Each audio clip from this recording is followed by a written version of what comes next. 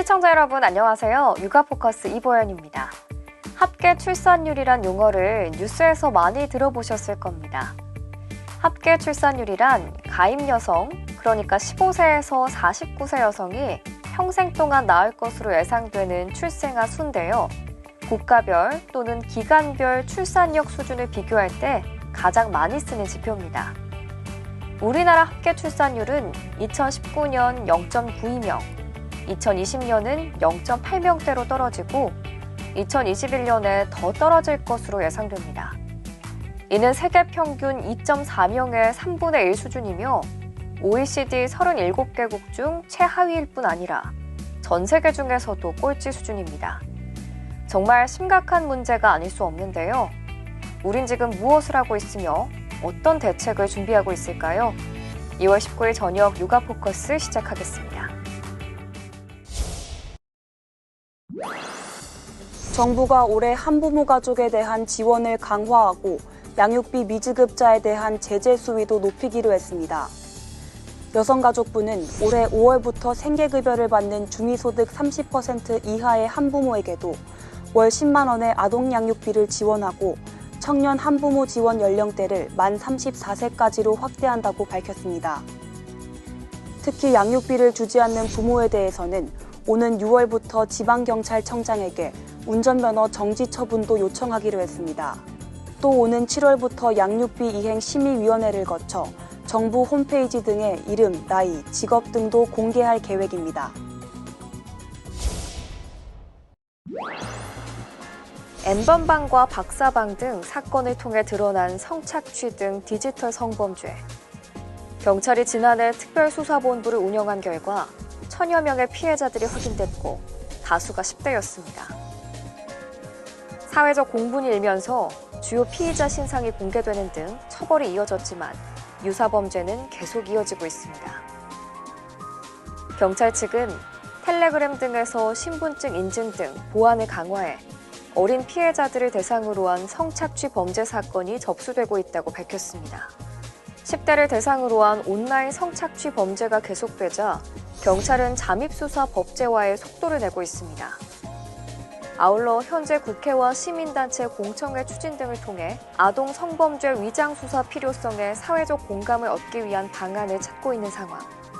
경찰 관계자는 위장 수사가 가능하다는 사실만으로도 범죄 억제에 효과가 있다며 추가 피의자 추적 검거도 용이해질 것이라고 설명했습니다. 여러 가지 디지털 범죄처럼 익명성지에 숨어 산다든가 등등 이런 이유로 전통의 기존의 수사 방법으로는 한계가 있다. 잠재적 범죄자의 범행을 억제할 수 있다는 그런 계기가 마련되기 때문에 이런 디지털 범죄의 수사와 그 예방에 있어서 상당한 그런 전환점은 마련할 수가 있는 거죠. 미국 등 해외 국가들은 아동 성착취물을 소지하기만 해도 실형에 처하는 등 중대 범죄로 보고 위장 수사를 더 강화하는 추세입니다. 정부가 디지털 성범죄와 성희롱, 성폭력 대응을 강화하기 위해 전담부서를 만들기로 했습니다. 여성가족부는 올해 발표한 업무 계획에서 디지털 성범죄 대책 등을 만들고 관계부처들의 이행 여부를 점검하는 권익침해방지과를 다음 달 신설한다고 밝혔습니다. 또 아동 청소년을 성적으로 유인하거나 착취하는 이른바 온라인 그루밍 행위에 대한 처벌 근거를 마련하기로 했습니다. 한편 올해 여성폭력 실태조사에선 처음으로 스토킹과 데이트 폭력 등도 대상에 포함시킬 계획입니다. 코로나 사태로 한국 사회 전반에 부정적인 정서가 만연했다는 온라인 조사 결과가 나왔습니다. 한국언론진흥재단은 성인 1000명을 대상으로 코로나19 이후 국민의 일상 변화를 조사한 결과 국민 정서가 코로나 블루를 넘어 분노 단계인 코로나 레드로 넘어가고 있다고 밝혔습니다. 코로나 이전과 비교해 응답자의 78%가 스트레스가 많아졌다고 답했고 불안과 분노가 커졌다는 응답도 60%를 넘었습니다. 실내외 활동은 여행과 공연 관람이 가장 많이 줄어든 반면 미디어 이용은 크게 늘었습니다. 코로나19 백신 접종을 앞두고 있는데요. 신학기부터 등교가 확대되는 만큼 초등학교 저학년 교사 등도 우선 접종 대상에 포함해야 한다는 지적이 나오고 있습니다. 국내에서 가장 먼저 코로나19 백신을 맞는 대상은 방역 최전선에 있는 의료진입니다. 코로나19 환자를 직접 치료하는 의료진부터 예방접종을 시작할 계획입니다. 국내 첫 접종임을 고려해서 중앙감염병 전문병원인 국립중앙의료원에 마련된 중앙예방접종센터에서 요양병원 입원자와 종사자 등에 대한 접종이 차례로 이어지고 2분기에는 65세 이상 등이 대상입니다. 그러나 초등학교 저학년 교사나 초등 돌봄 교실을 맡는 전담사 등은 후순위로 밀려 있습니다. 교육부는 당장 신학기부터 등교가 대폭 확대되는 점을 감안해 이들이 우선적으로 백신을 맞을 수 있도록 방역당국에 요청한 상태입니다. 보건교사라든가 학교에서 긴 시간 아이들을 돌봄 교실에 참여해서 아이들 돌보고 있는 교직원들이 교육 종사자 내에서도 좀 우선적으로 백신 접종을. 앞서 조희연 서울시 교육감에 이어 정치권에서도 교육 종사자가 우선 백신 접종 대상에 들어야 한다는 주장이 나오고 있습니다. 미국 질병통제예방센터의 경우 교사와 학교 관계자 등은 사회의 필수 인력으로 분류해 우선 접종 대상에 포함시킨 상황. 정부는 백신 수급 물량에 따라 논의를 거쳐 이들의 우선 접종 여부를 검토할 방침이지만 다른 우선순위 대상자들을 고려할 때 1학기 안에 가능할지는 미지수입니다. 코로나 장기화 여파에 자영업자는 물론 취약계층들은 더 힘겨운 삶을 이어가고 있습니다. 하루하루 생계를 이어가기도 버거운 이들이 많은데요. 일감을 찾아 나선 새벽 일용직 인력시장 현장의 모습입니다. 어두컴컴한 새벽, 4시가 지나자 일거리를 찾아 하나둘 인력사무소 앞에 모여듭니다. 영하의 날씨에도 새벽같이 나왔지만 일자리를 따내기는 쉽지 않습니다. 코로나 때문에 현장들도 새로운 사람들을 잘 안 받는 거예요. 겨울이 되니까 끝나는 시점이잖아요.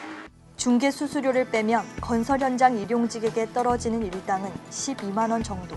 중소기계 설비업체에 일하던 조모 씨도 지난해 실업자 되기를 반복하다 인력시장을 찾았습니다. 올해하고 작년에나 보니까 그 수입만으로 살기가 좀 어렵더라고요. 그래서 여기 나와서 사는 거예요. 인력 모집이 마감되는 6시에 가까워질수록 초조함은 커갑니다. 오늘 그럼 뭐 어떻게 되는 거예요? 좀 무서워야 내일 나오는데 일 못 가는 날이 4일은 되지. 일용직 말고도 최근 인력시장에는 새로운 얼굴이 나타나기 시작했습니다. 사회적 거리두기 직격탄을 맞은 영세 자영업자입니다. 매일 60명가량이 찾는 이 인력사무소에는 본업을 제쳐두고 온 이들이 4-5명은 된다고 합니다. 관광버스 하다가 오신 분도 계시고 숙박업소 하시는 분들이 손님이 없어서 먹고 살기 바쁘니까 그래도 이거라도 나오셔서. 새벽부터 펼쳐진 일자리 경쟁의 승패는 금세 갈렸습니다. 이곳 골목을 가득 메웠던 사람들은 이제 각자 일할 곳으로 떠났습니다. 일감을 구하지 못한 이들은 무거운 발걸음을 돌렸습니다. 새학기를 준비하는 학생들로 북적였던 2월의 캠퍼스. 코로나19가 덮친 작년과 올해는 다릅니다. 신입생 설명회 등 행사를 안내하는 현수막 대신 출입을 막는 통제선만 남았습니다.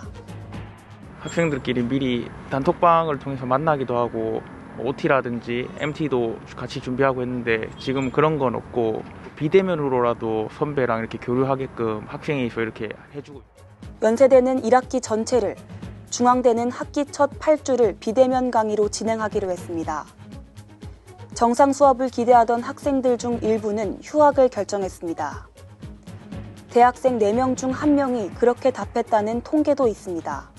강의의 질적 하락과 취업난 속 진로 고민이 주된 이유였습니다.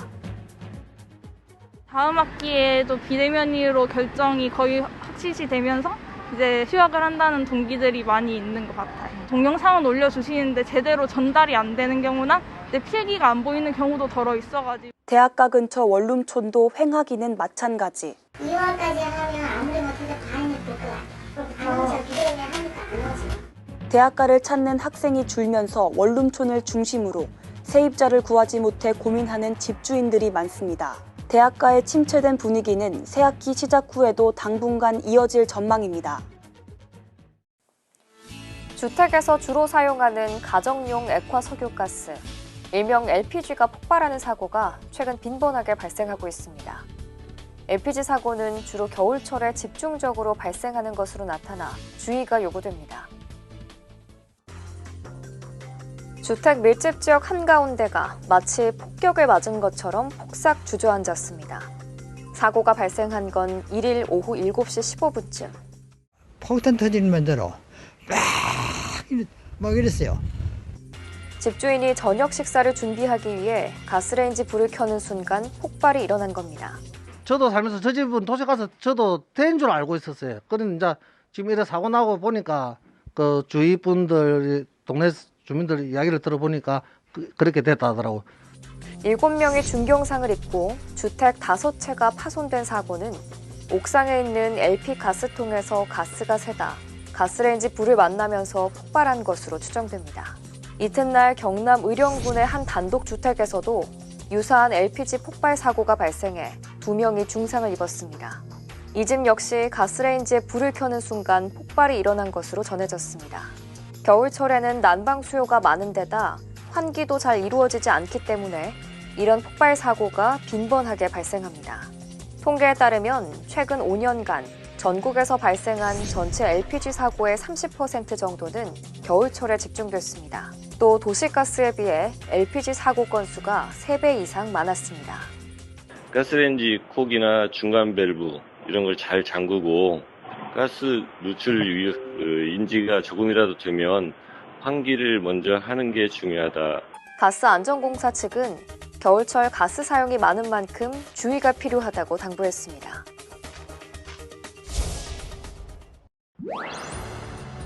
재개발을 추진 중인 서울 지하철역 인근의 한 주택가입니다. 지난해부터 빌라 매매 문의가 늘더니 요즘은 매물을 구하는 것조차도 쉽지 않습니다. 아파트에 대한 규제가 계속되면서 대출 제한 등이 없는 주택가로 실수요자들이 꾸준히 몰린 데다 정부가 최근 역세권 고밀 개발을 적극 추진하겠다고 나서면서 투자 수요까지 겹친 탓입니다. 3월 달에 이제 여기 공공개발 그거 지정이 되면 물건이 나오고 안 돼도 나오고 그때까지는 꽉 찌고 있죠. 뭐 15개 통째로 가지고 있는 분도 있고. 이 때문에 지난해 10월부터 꾸준히 오르기 시작한 빌라 가격은 지난달 상승률이 0.41%까지 치고 올라왔습니다. 2009년 10월 0.67%를 기록한 이후 11년 3개월 만에 최대 상승폭입니다. 제곱미터당 평균 가격은 504만 4천 원. 제곱미터당 가격이 500만 원을 넘긴 건 역시 처음입니다. 수요가 많은 전용 59제곱미터의 경우 3억 원은 있어야 살 수 있다는 얘기입니다. 정부가 역세권 용적률을 대폭 강화하고 도심 정비 사업이라든가 공공개발 등에 힘을 실어줄 것으로 예상이 되면서 낡은 주거 지역의 빌라나 다세대 등에도 투자 수요가 늘어나고 있는 상황입니다. 새 집을 바라보고 헌 집을 노리는 투자 열기는 당분간 지속될 전망입니다.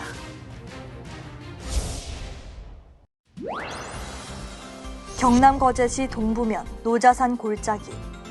일꾼들이 고로쇠 수액 채취 작업에 여념이 없습니다. 드릴로 구멍을 내고 호수를 나무에 꽂자 수액이 쉴 새 없이 흘러나옵니다. 남녘 끝자락에 자리 잡은 경남 거제는 전국에서 가장 먼저 고로쇠 수액 채취를 시작하는 곳입니다. 거제에서 생산되는 고로쇠 수액은 다른 지역 제품보다 미네랄이 풍부한 것으로 알려졌습니다. 미네랄 생성이 아주 잘 됩니다. 칼륨이라든지 칼슘, 또 망간 이런 몸에 필요한 미량 원소들이 다량 포함되어 있습니다. 거제에선 한 해 30여 가구가 20만 톤가량 고로쇠 수액을 생산합니다. 올해는 따뜻한 날이 많아 생산량이 예년의 절반에도 미치지 못하고 있습니다. 작년에도 극심한 온난화 때문에 잠깐 짧은 기간 채취가 되면서 올해도 역시 저번에 제가 한 50% 정도 예상을 했는데요. 40% 밑으로 떨어질 것으로 예상합니다. 지구온난화로 고로쇠 수액 생산량이 줄고 종사자도 줄어드는 등 갈수록 분위기가 위축되자 거제시는 관련 지원을 검토하고 있습니다. 단체에 관한 조례를 지금 제정하고 있습니다. 제정하고 있어가지고 우리의 임의민한테 혜택 좀 갈 수 있도록. 날씨가 추울수록 더 많은 수액을 내는 고로쇠. 아쉬움을 뒤로 한 채 수액 채취는 2월 말까지 계속됩니다. 이번 순서는 애니메이션으로 배우는 부모 교육, 아이 마음 헤아리기입니다. 오늘의 주제는 떼쓰며 고집 부리는 아이인데요. 아이가 떼쓰며 고집 부릴 때 어떻게 하시나요? 엄마는 어떻게, 아빠는 또 어떻게 대처하시나요? 오늘 그 해법에 대해 알려드립니다.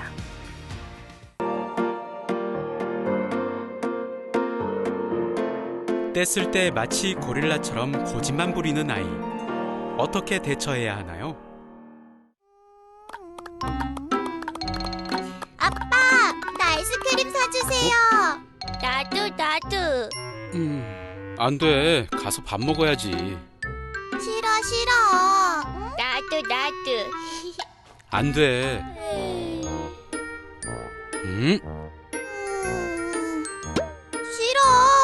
싫어. 에휴, 또 시작이군. 아이스크림. 안 된다면 안 돼.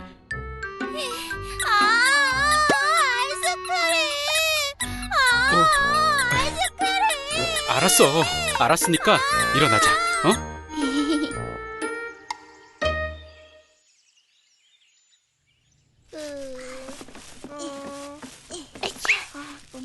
난 지금 아이스크림이다. 2개는 안 돼. 도로 내려놔. 사준다 했잖아. 그래도 2개는 안 돼. 봄이 자꾸 이럴래? 그럼 사지 마. 도로 넣어. 우무도 얼른. 난 1개만 골랐는데 누나 때문에 이게 뭐야?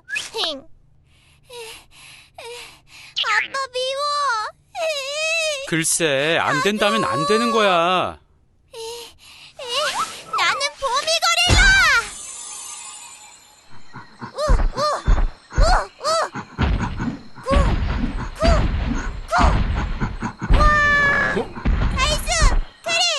아이스크림 사줘.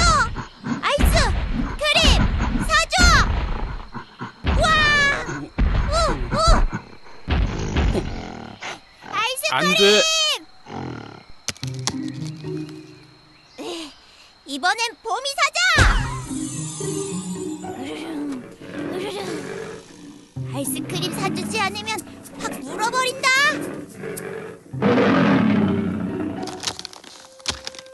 안 된다고. 그렇다면 봄이 용.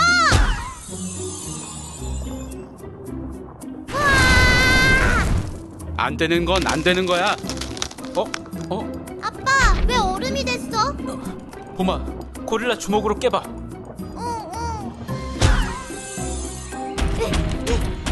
아빠, 잘 안 깨져. 그럼 사자 이빨로 깨봐.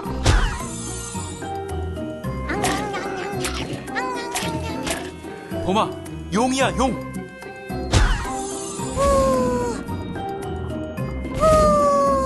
아빠, 어떡해? 불이 안 나와.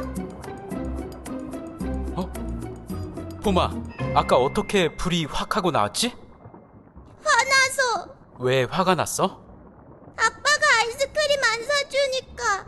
그래. 그리고? 저번에도 내가 큰 거 사고 싶다고 했는데 아빠가 나중에 사준다고 하고 맨날 안 된다고 하잖아.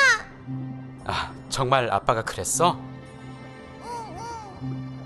밥 먹기 전에 아이스크림 먹으면 밥 잘 안 먹으니까 그렇지. 밥 먹고 먹으면 되잖아. 정말이야? 응. 아빠가 미안하네. 약속도 안 지키고. 봄이 마음도 몰라주고. 봄이가 뗐으면 아빠는 물어볼 생각도 못 하더라. 내가 떼쓰기 전에 아빠가 안 된다고만 하잖아. 그랬나? 그럼 이제부터 봄이 말 잘 들어보고 대답할게. 응, 약속? 약속.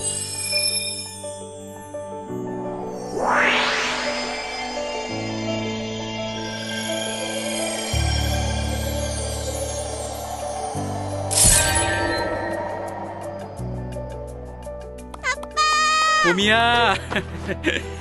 봄이야, 아빠가 미안해.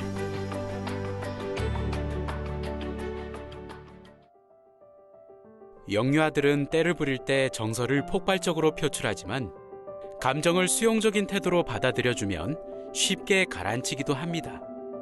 강압적인 태도로 자녀를 제압하려고 하는 힘겨루기는 부모-자녀 관계를 악화시키고 아이에게 부정적인 정서를 갖게 합니다.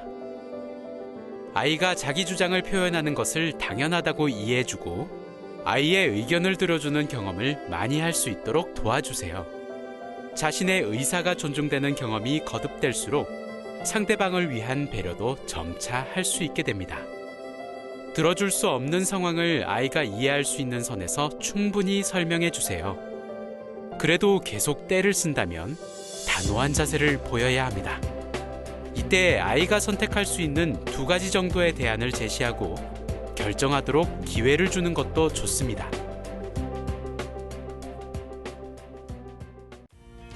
이번 순서는 한 주간에 발표된 우리나라 인구 동향과 중앙정부, 지자체의 각종 인구 정책을 모아서 전해드리는 인구 이슈 시간입니다. 날로 심각해지는 저출산 문제에 대해 우리는 어떻게 대처하고 있는지 한번 생각해보는 시간을 가져보시죠.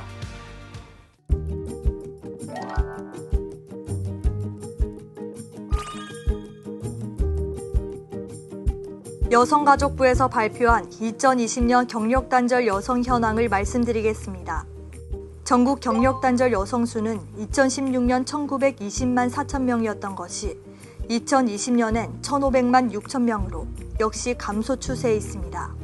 기혼 여성 중 비취업 여성 비중은 2014년부터 2019년까지 계속 감소하고 있고 취업자 비중은 증가하는 추세에 있습니다만 2020년에는 코로나19의 영향으로 비취업 여성 규모와 그 비중 모두 전년 대비 크게 증가한 것으로 나타났습니다.